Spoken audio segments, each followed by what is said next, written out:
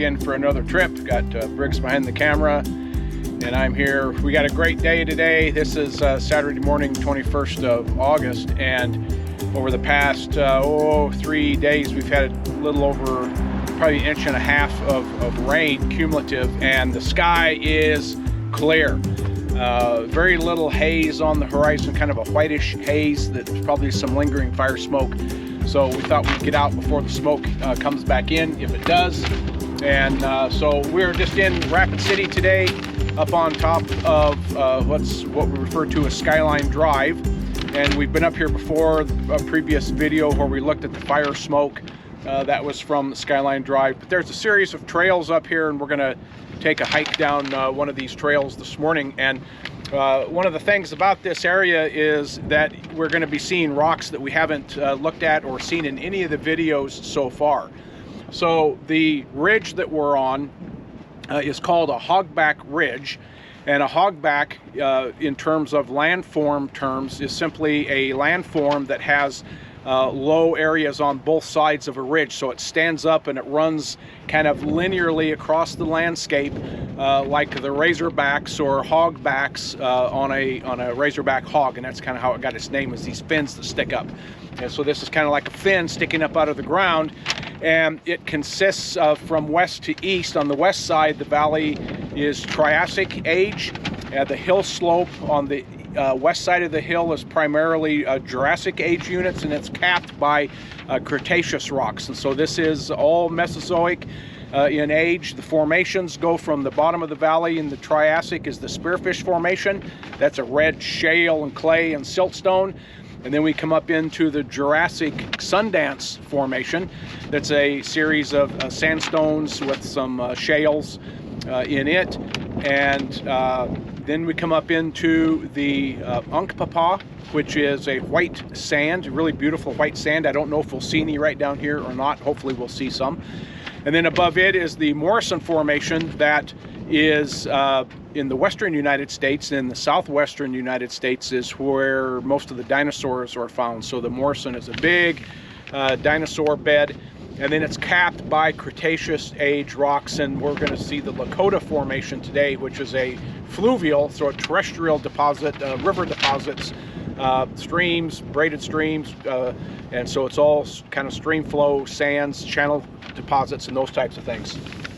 So I've got the geologic map of the Rapid City West Quadrangle, and these geologic maps are built on 7.5 minute topo maps, but then it has the geology mapped on top of it.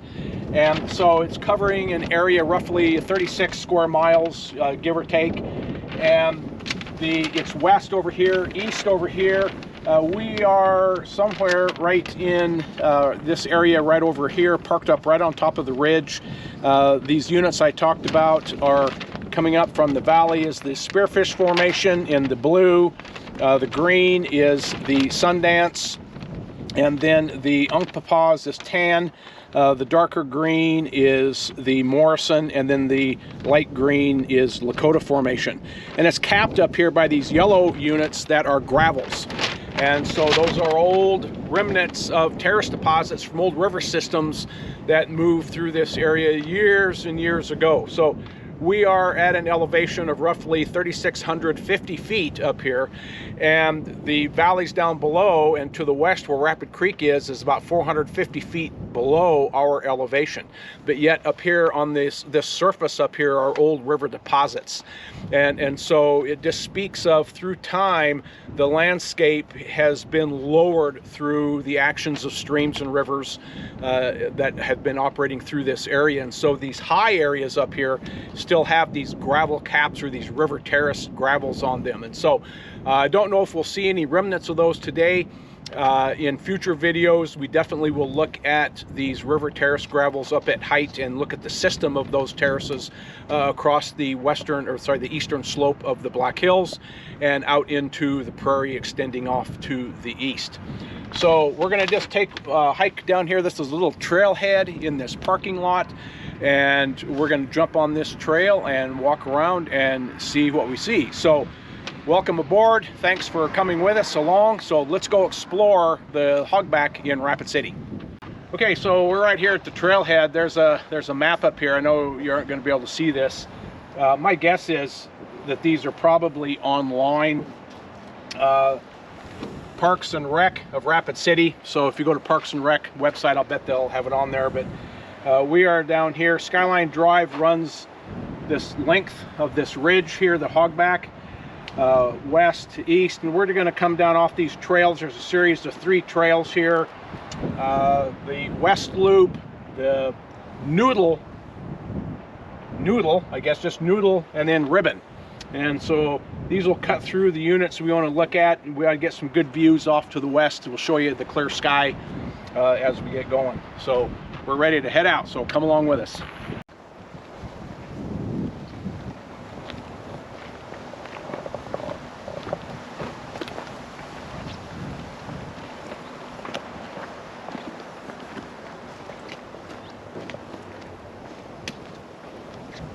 Okay, here goes the one that goes over to the other side of the ridge.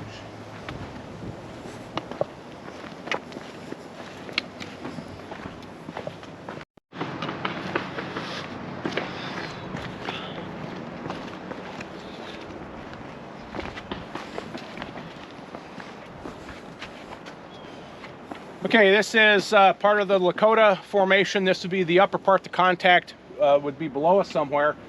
But this is cross-bedded sand. You can see cross-beds in here, and these are formed from, again, these are fluvial sandstones, so river deposits, and so water goes one way and it goes another way, and it keeps carrying sand in different directions, and it builds up. You get this series of different directional features that show old directions of the water.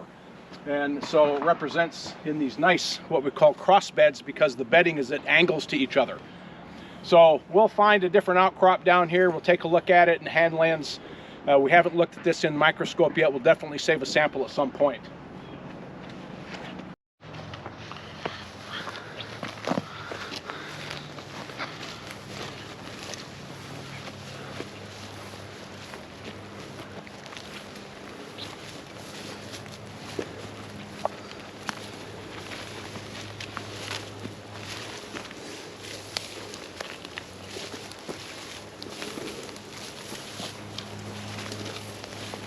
Man, look at the trash. Yep. Okay, we're on the Lakota Sandstones. You can see behind me, and they are a sandstone. Again, they're a fluvial sand, so river deposits, terrestrial deposits, and how they cross-bedded, which hopefully you can see some of the cross beds back up here. And so this whole entire formation has been lifted up, and it forms the cap rock on top of this hogback, which means that it is the resistant rock that is resisting the weathering and then protecting everything below it. So if I turn around and we look down the slope, okay, all those rocks down there on the slope are more highly weatherable than the formation behind me, which is the Lakota. And so it forms the cap, which protects the rocks underneath. And so in the background behind me, back here, you can see the general slope of the hill that runs off from the top down to the valley down below. So that is an erosional slope, again, protected by the Lakota Formation. So the Lakota is mainly sandstone. There might be a few other things in it. We'll take a look here in a minute. And it is dipping to the east. And I showed you just earlier here how to acquire a dip measurement using a Brunton compass. And this surface behind me is full of ripple marks, and ripples go every direction at different angles. You do not measure a dip of the formation on a ripple or on a crossbed. What you'll get is the dip of that feature, not the dip of the overall rock unit.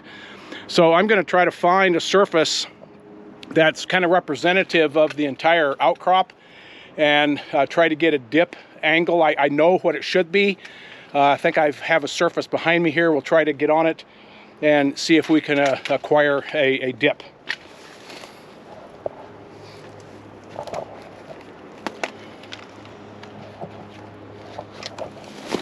So again, the dip, the maximum dip is perpendicular to, or 90 degrees to, the intersection of a horizontal plane with the rock outcrop or the dipping surface, whatever surface you want to acquire a measurement on.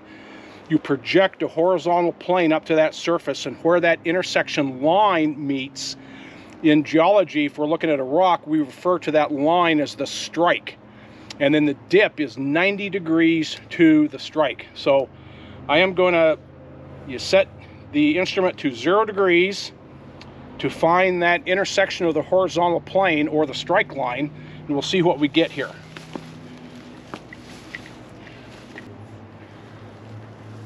Well, there looks like the strike. I don't know if I trust it. Let's see where that is headed. 70 degrees. Yeah, I don't think that's right. The strike in here should be roughly 90 or 360 to 0, because it should be striking north. So again, I think this whole block here ahead of us is rotated. You can see up here as we look up, the outcrop is highly fractured. There's fractures everywhere. There's bedding planes that are broken apart, and overall there's a lot of rotational slumps of these units, so it may be a little tricky to find one that's actually in place. So, you know, this should be striking relatively straight north, and the dip is off almost directly to the east. So you can see that this rock is kind of reddish in color, and so we'll put acid on it and see if it has a carbonate in it. So let's get a fresh surface here.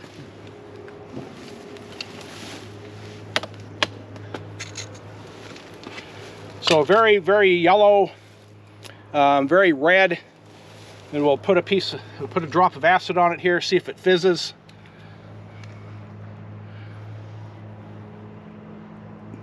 No fizz. Okay, so that means that this material is not cemented by carbonate. So what's holding it together? Okay, it's rock. It is what we call friable. I can take and scrape loose sand grains free in my hand, but it is still solid. It's a solid rock. Something has to be holding those sand grains together.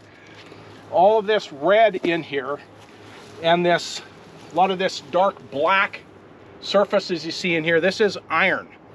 And a lot of the Lakota formation is cemented by an iron, has an iron cement. It's much more iron rich in some places than others. So maybe we'll be able to see some indications of that through the hand lens. Let's see what it looks like. So again, I'm looking at a fresh surface. There is a weathering rind on this, and I will show you that in the microscope. You'll be able to see that better.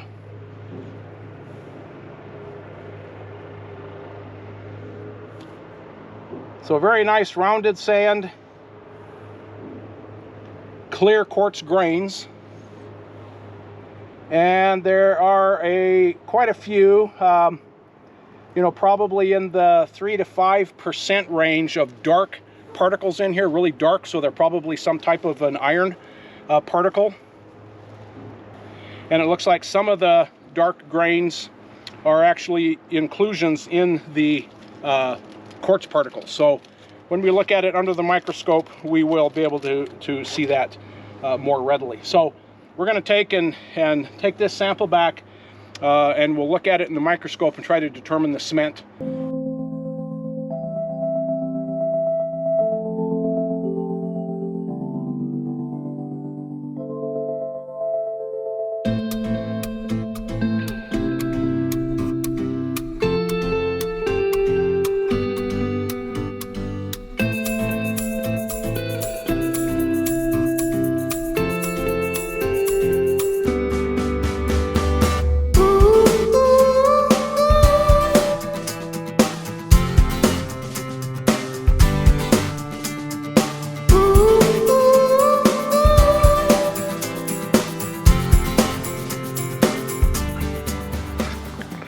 Okay, so if you look off to the west end here, you can see that the sky is pretty clear. It's blue, which is really nice. And back between these trees on the far horizon back there, the high peak over there, that's Harney Peak.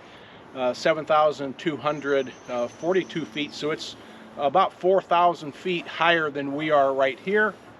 And this is one of the first times we've had all summer to actually see it from Rapid City, because the sky is pretty clear today. So right down in front of us here is a really old growth pine. It looks like it's dead. Bare branches, but it looks really old because it's really fat down at the bowl. Okay, let's keep on going down the ridge.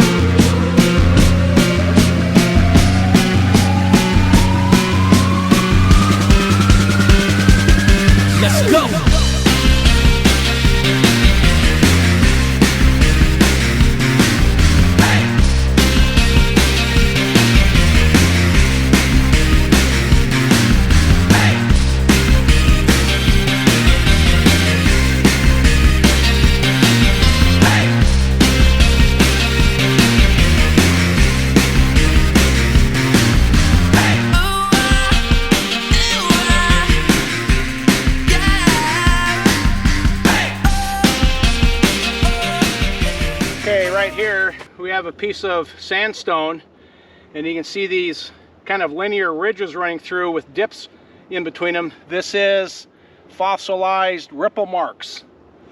So the ripples are moving through here on these little pieces of sandstone that you can just pick up. There's a lot of shell trash in here.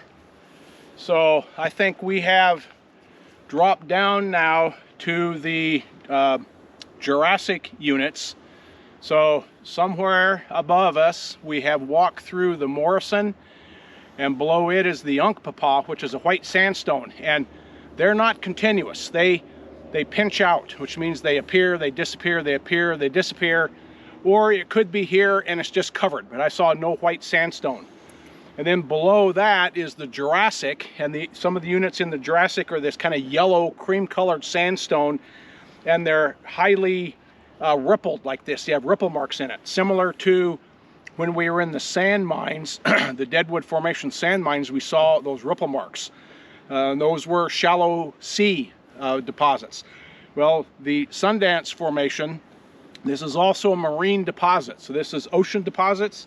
This is like an old beach deposit with these ripples in here, and you can see the ripples in several of these pieces, and a lot of bioturbation from the sea life and the critters that were running around the bottom of the sea. And in the formations, right up here above me a few feet, we see sandstone ledge, and it's very, very, very thinly bedded. And almost every one of those partings in there are going to be along these ripple beds. Okay, so this should be pretty good rounded beach sand. Let's take a look and see.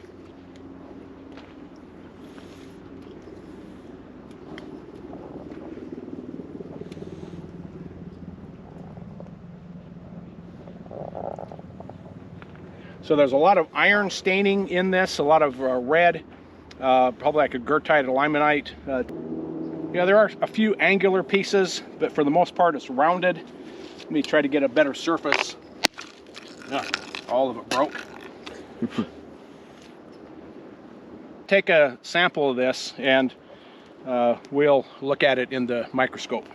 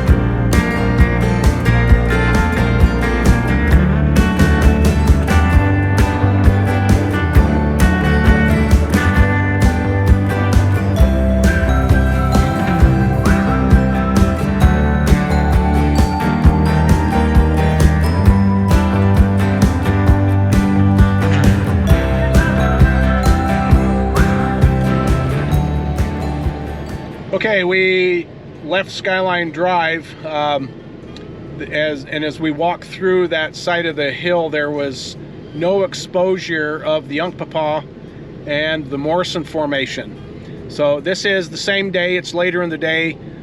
We were headed down today to Angostura Reservoir, which is in the southern Black Hills, about 60 miles south of Rapid City, and we're going through an area called Sheps Canyon, where there are great exposures of the Unkpapa. So you can see behind me here up on the hill, you see that white unit up there, that is the Unkpapa sandstone, and that was completely hidden from view on the Hog Back in Rapid City. And then that ridge up there, that's still, we're still on the Hog Back, but we're 60 miles further south. And the cap rock on the very top up there is the Cretaceous Lakota Formation, the exact same rock that we were on at our previous stop. And so you can kind of see that that white is dipping down as we drive along this road. And up here about a half mile or a mile up the road, we're going to end up driving right through the white rocks of the Unkpapa, and we'll stop and take a look. Okay, so we're down the road another mile here, and you can see the Unkpapa is right down here to the road. And we should be going through it right up here, and I hope we can pull over. Yeah, it looks like there's a spot down there to pull over.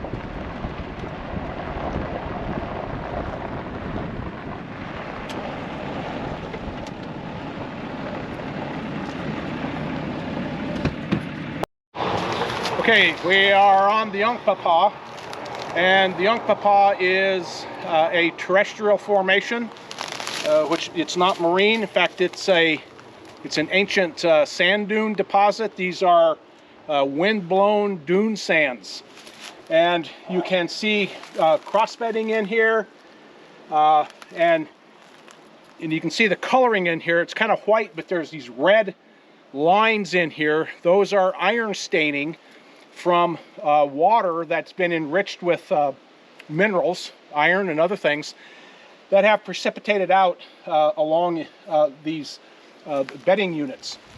So this is very thin bedded, finely laminated sand, highly cross-bedded, big, large cross-bed sets that are indicative of wind.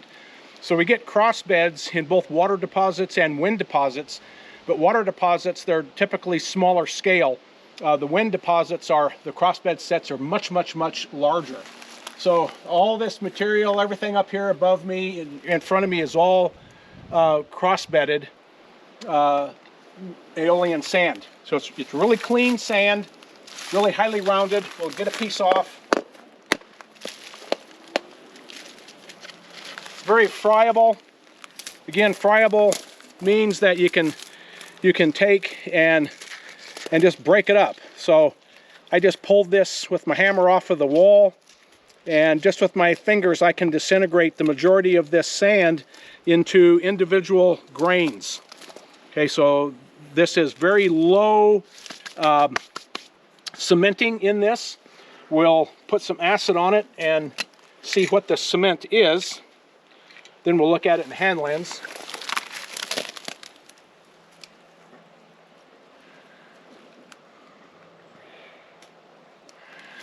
So if it fizzed, it is very minor fizz. Let's try to look at a piece in the hand lens. Again, this should be very fine. It's just like it's like a beach sand.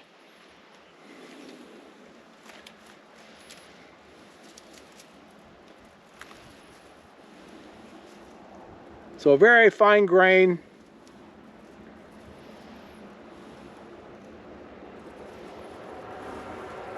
It looks like the grains are frosted, so they're not clear quartz, or it's very hard to see clear quartz.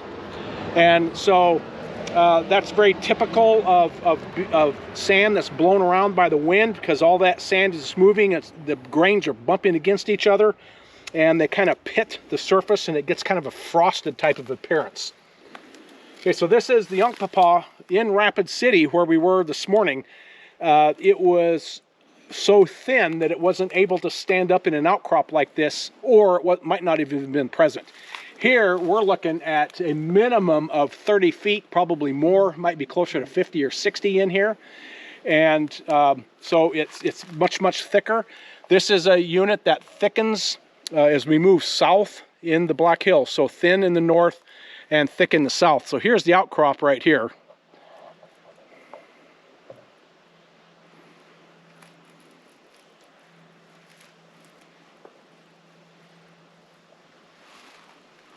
And then we look off further down into the valley.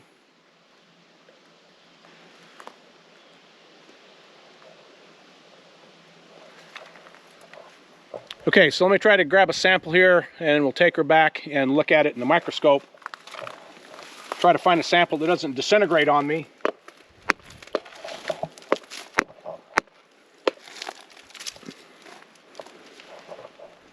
Okay, we'll take this back. Hopefully I can get it back in one piece, and we'll look at this in the microscope.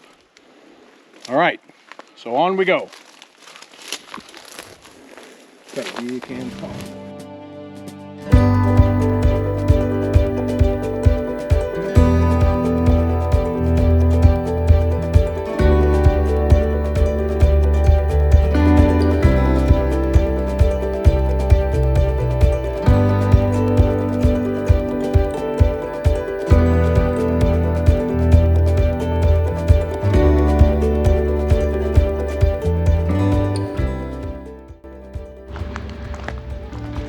We are at Angostura Reservoir right now, and it's been a dry year. The water level is down at least 10 feet from where it should be. I just measured up to the top of the rock to where the water line was, and it's about 10 feet. So shoreline is exposed. I'll turn the camera here in a minute, and you can see the dam across this arm of the lake. So this is a reservoir on the Cheyenne River, which flows on the western side of the Black Hills. It flows in a southward direction, and then it loops around the southern edge of the hills, and that's where this reservoir is on the south. And then as the water is released out of the dam at the other end, it flows kind of northeasterly across the plains and the prairie of South Dakota, and then flows into the Missouri River into Lake Oahe above the Oahe Dam. So probably, well, I don't know what it would be, 130 miles northeast of Angostura is where it flows into the Cheyenne. So pretty low water level right now. You can see all the rocks on the beach exposed. You can see over on the other side where the water level should be.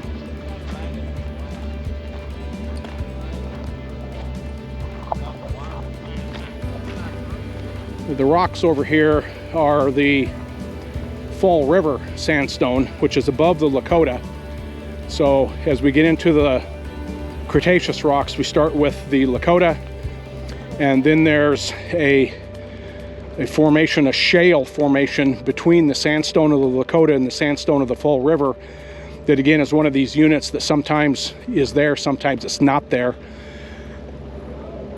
So we have dropped about 200 feet elevation from when we were on the Unkpapa.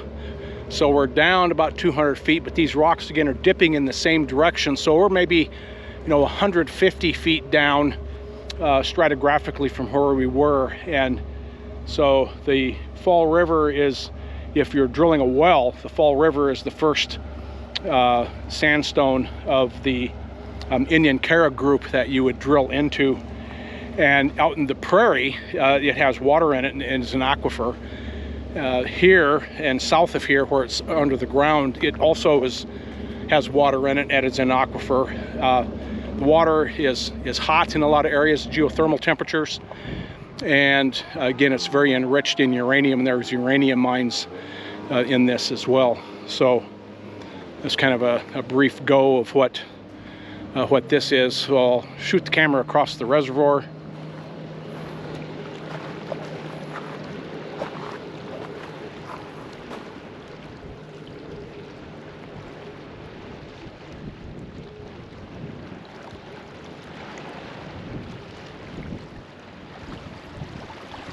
So we kind of cheated then today. We went from the Hog Back in Rapid City to still on the Hog Back. In fact, you can see out there the ridge out there running across the prairie. That's the Hog Back. We're probably 65 miles south of where we were in Rapid City, but we're still in the same unit, same formations on this Hog Back Ridge. And across the dam, on the right side of the dam, you can see that big sandstone wall. That is the Lakota. Sorry, that's the Fall River.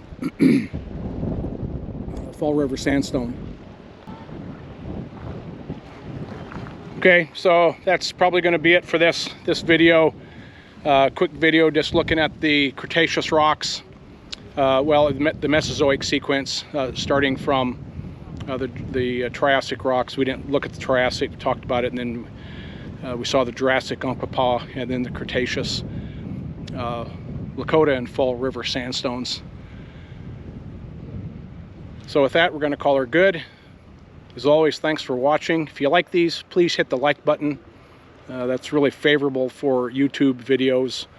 And if you haven't yet, think about subscribing. I appreciate all of the people who have subscribed. Share these videos so other people that might be interested or know anything about the Black Hills or like to see the Black Hills, let them know. Hopefully they'll sign up as well. So thanks for watching. See ya.